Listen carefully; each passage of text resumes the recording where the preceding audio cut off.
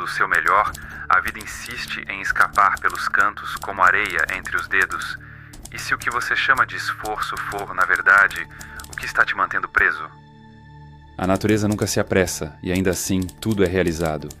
Lao Tse, vivemos como se estivéssemos em guerra com o tempo, como se existisse um cronômetro invisível nos apressando, nos dizendo que precisamos correr, controlar, vencer. Mas essa pressa, ela tem um preço, e não é só cansaço, é a existência desperdiçada. Todos nós, em algum momento, tratamos a vida como uma máquina quebrada. Tentamos consertá-la à força. Empurramos, puxamos, ajustamos, e quanto mais mexemos, mais ela se recusa a funcionar. Como se dissesse, eu não sou feita para ser forçada, eu sou feita para ser compreendida. Hoje, talvez pela primeira vez, vamos parar de tentar fazer a vida caber nas nossas expectativas estreitas. Vamos sentar no escuro e ouvir o que ela tem a dizer. Prepare-se, isso não será confortável, mas pode ser libertador.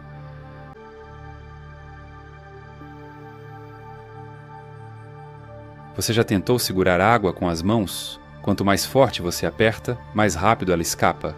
Essa é a metáfora mais precisa que encontrei para descrever o que acontece quando você tenta controlar a vida com força demais. E a maioria de nós está exausta exatamente por isso. Estamos tentando manter sob domínio aquilo que, por natureza, escapa. Você acorda, o peito apertado, a cabeça já simula conversas que ainda não aconteceram, fracassos que ainda não vieram. Há uma urgência constante, como se algo estivesse sempre prestes a desmoronar. E aí você forças a conversa, força o encontro, força o resultado, porque o medo do caos é maior que a confiança no fluxo. Mas adivinha? Esse esforço desesperado é o próprio caos. Michel Foucault descreveu que o homem moderno é um animal em uma gaiola feita de horários, regras e metas. Mas ninguém contou que fomos nós que trancamos a porta por dentro. A verdade incômoda é que a maioria das coisas que você quer não vão vir quando você estalar os dedos. E não é porque a vida está contra você, é porque ela tem um ritmo, uma lógica que escapa à obsessão humana pelo controle. O problema não é a sua intenção, o problema é o seu aperto. Há algo de violento nesse desejo de querer tudo agora, a ansiedade de quem tenta empurrar o rio para frente, como se a água estivesse lenta demais. Mas o rio não é lento, você é que está com pressa. Pense nos momentos em que você conseguiu algo forçando. Foi realmente satisfatório ou foi como vencer uma guerra que custou mais do que valia? O problema de controlar tudo é que você acaba matando a beleza do imprevisível, e é no imprevisível que a vida realmente acontece. Dostoiévski disse: o segredo da existência não consiste apenas em viver, mas em saber para que se vive.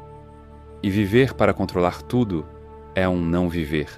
É só um sistema de defesa mascarado de produtividade. Você já reparou que, quando menos se importa com o resultado, as coisas fluem? O texto sai melhor, a conversa é mais sincera, a conexão é mais intensa. Isso não é coincidência, é o resultado da ausência de resistência. Mas calma, isso não é um convite à inércia, é um chamado à sabedoria, porque existe uma força mais poderosa que o esforço cego, a entrega lúcida, aquela em que você age com intenção, mas sem desespero, onde você quer, mas não mendiga, onde você sonha, mas não sufoca o sonho tentando controlá-lo. A necessidade de controlar tudo é, muitas vezes, um disfarce do medo, medo de ser rejeitado, de falhar, de não ser suficiente, mas não é tentando manipular o universo que você vai encontrar paz. É olhando para dentro, entendendo o que esse medo está tentando proteger. E soltando, devagar, mas com coragem. Imagine alguém tentando aprender a andar de bicicleta. Os que caem mais não são os que se arriscam, são os que travam o guidão com força, como se assim pudessem evitar a queda. A tensão é o que derruba, e com a vida não é diferente.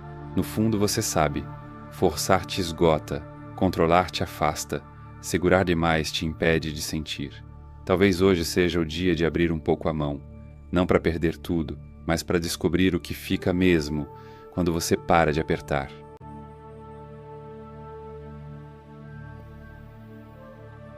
Você pensa demais, e não é porque você é inteligente, é porque você tem medo. Medo de que, se não prever todas as possibilidades, algo ruim aconteça.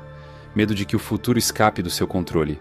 Medo de que você acabe sozinho, falhando, exposto. Mas o que você não percebe é que o pensamento que tenta te proteger é o mesmo que está te destruindo.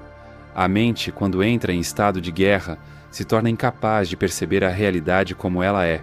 Ela começa a operar como um sistema de defesa, não de presença. Você não vive, você simula, você não conversa.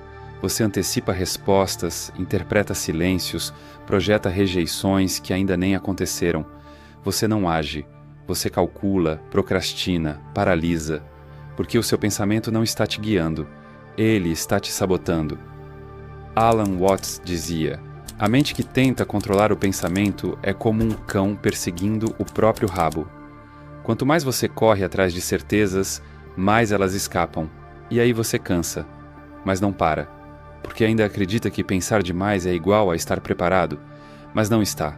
Você está exausto, e esse cansaço não vem de trabalhar demais. Vem de pensar demais sobre tudo o tempo todo.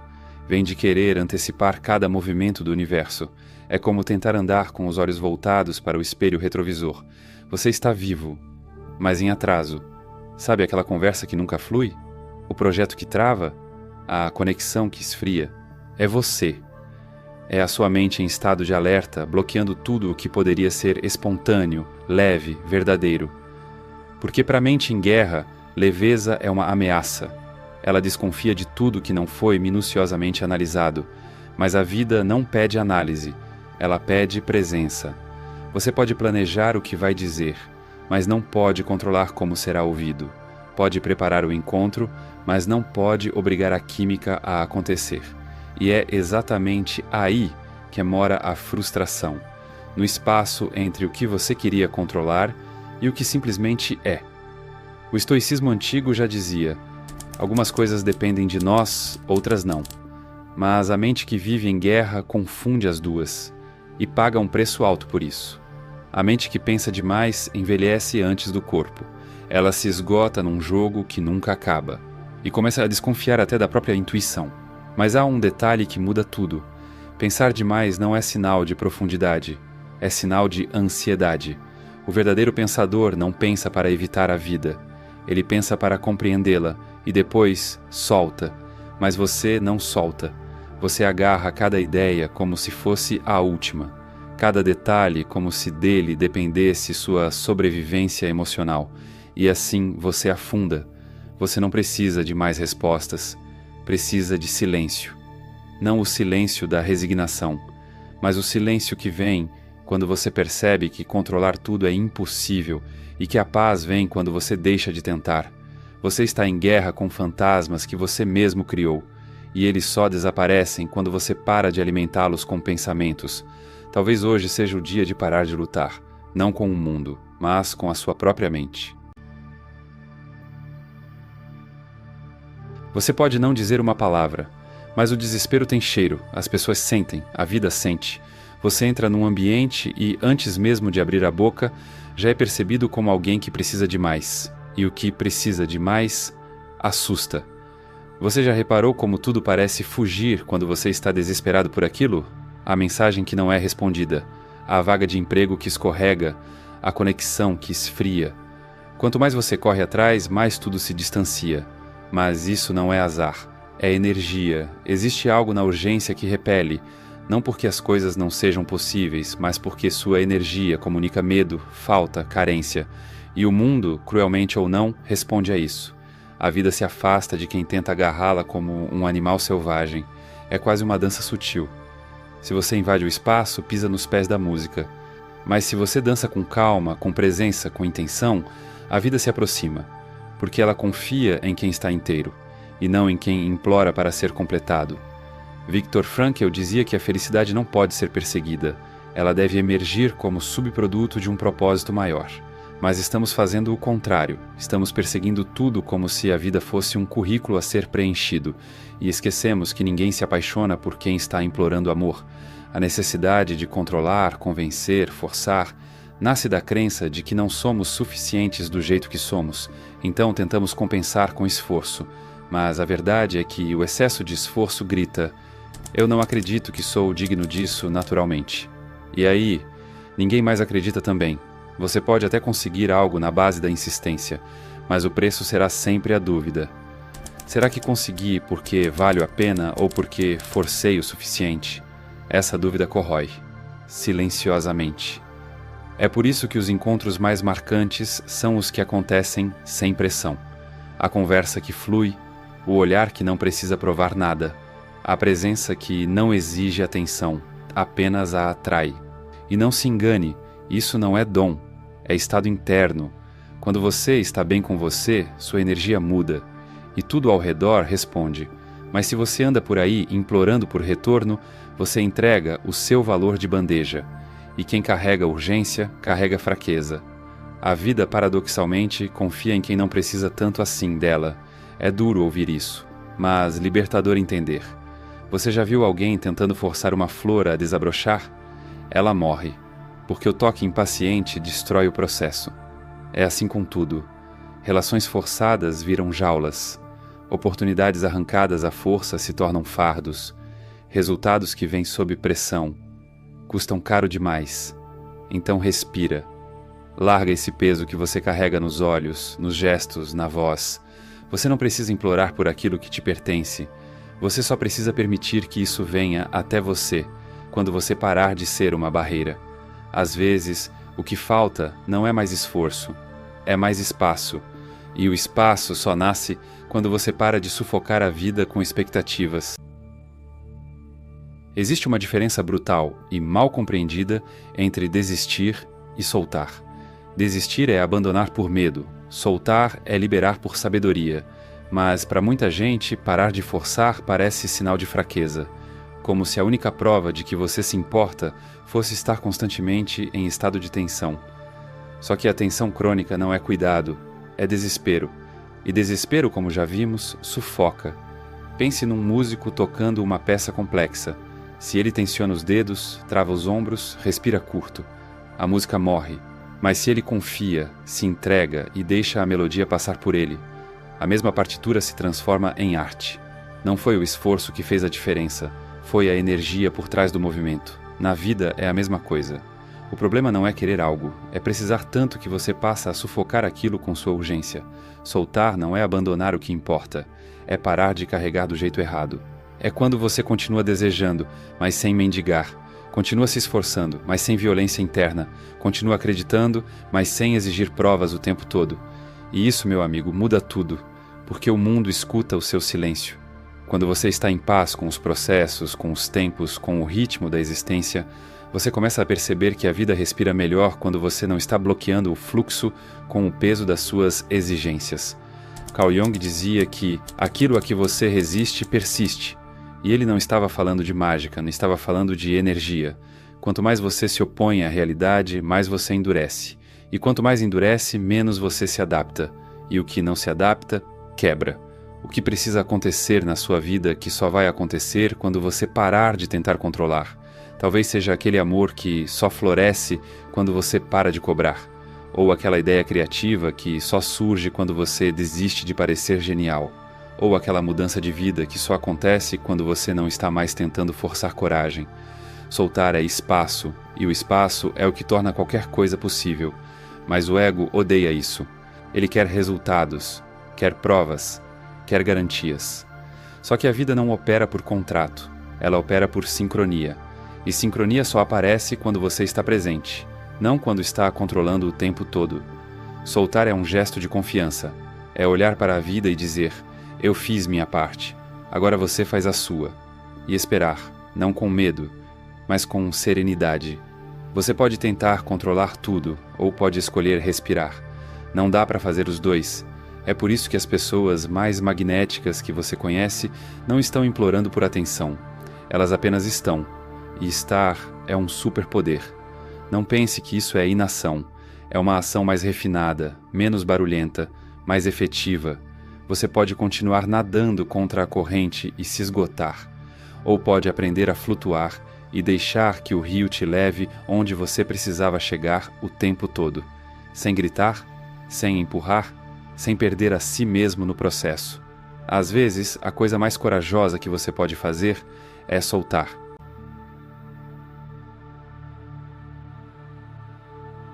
Existe uma coisa que ninguém te contou. A vida funciona melhor quando você para de tentar tanto. E isso não é autoajuda barata. É observação crua da realidade.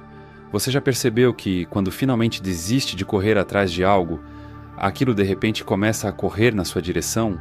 É quase insultante. Você passou meses tentando, forçando, planejando cada detalhe. Nada. Aí um dia você solta, não por estratégia, mas por cansaço, por rendição, por paz. E a vida responde, como se dissesse: agora sim, agora você está pronto. Mas pronto para quê? Pronto para estar inteiro. Pronto para parar de sabotar o presente tentando manipular o futuro. Pronto para viver, e não apenas sobreviver em função de objetivos. Essa é a chave do fluxo. Não é sobre passividade, é sobre confiança. Não é sobre não agir, é sobre agir no tempo certo, com a energia certa, sem precisar gritar por resultado. Você já viu um artista em estado de flow? Ele não está pensando, não está se cobrando, não está tentando parecer genial. Ele só está presente, conectado, deixando que algo maior o atravesse. É isso que chamamos de estado de fluxo, o ponto em que o tempo desaparece. A ansiedade se cala e tudo parece dançar em sincronia, sem esforço, sem fricção. E sim, isso é possível para você, não só na arte, mas em decisões, conversas, trabalho, relacionamentos. Mas para viver isso, você precisa aprender algo que poucos dominam: confiar sem saber. Confiar mesmo sem controle. Confiar mesmo sem garantias. Confiar porque você percebeu que tentar demais é o que estava impedindo as coisas de acontecerem. O esforço, quando nasce da escassez, afasta. O esforço, quando nasce da presença, flui. A maioria das pessoas acredita que conquistar algo exige tensão constante, mas a tensão constante produz rigidez, e o rígido quebra. Já o que é flexível, dança. O bambu resiste ao vento não porque é forte, mas porque ele se curva, e isso é o fluxo, a capacidade de se mover com a vida, não contra ela. Você pode continuar tentando controlar cada variável, ou pode começar a ouvir o que a vida está tentando te dizer em silêncio. Você pode insistir naquele caminho que claramente está te secando por dentro, ou pode ter coragem de parar e perceber que havia uma trilha escondida ao lado, esperando você desistir de forçar a entrada errada. O fluxo não exige que você abandone seus sonhos, mas que você pare de se destruir para atingi-los. Pensa nisso. Quantas vezes você conseguiu o que queria, mas perdeu a si mesmo no processo? O que adianta conquistar o mundo se você chega lá exausto, desconectado, vazio? É por isso que tantas conquistas parecem amargas, porque foram feitas com sangue, mas sem alma.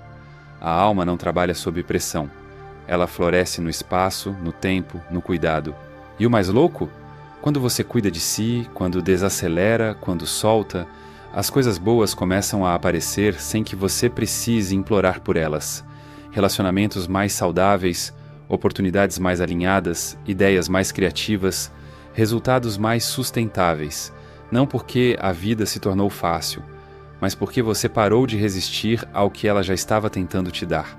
Sabe aquela sensação de estar constantemente nadando contra a corrente?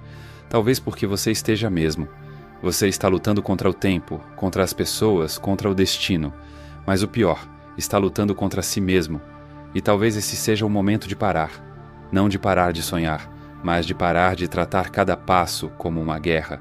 A guerra interna cria uma atmosfera que intoxica tudo, e a paz que você busca fora só vai chegar quando você a cultivar dentro.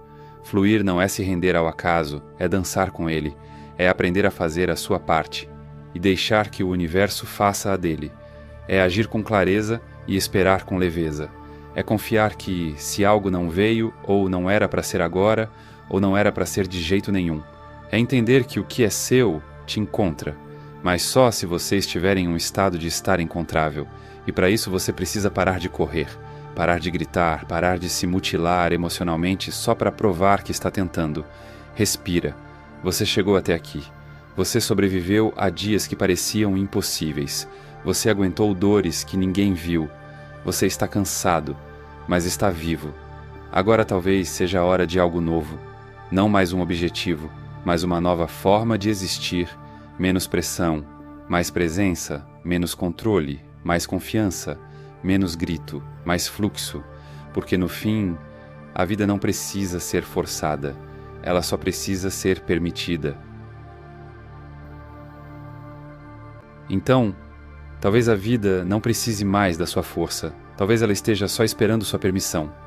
Permissão para fluir, para acontecer sem que você precise empurrar tudo com os ombros tensos e o peito em guerra. Você passou tempo demais acreditando que esforço era sinônimo de merecimento. Mas a verdade é que o que é real não exige luta constante, exige presença. E estar presente não significa inércia, significa coragem. Coragem de viver sem saber o que vem. Coragem de se entregar sem garantia. Coragem de sentir, mesmo quando não há controle. Porque no fim, as melhores coisas da vida são aquelas que surgem no meio do caos.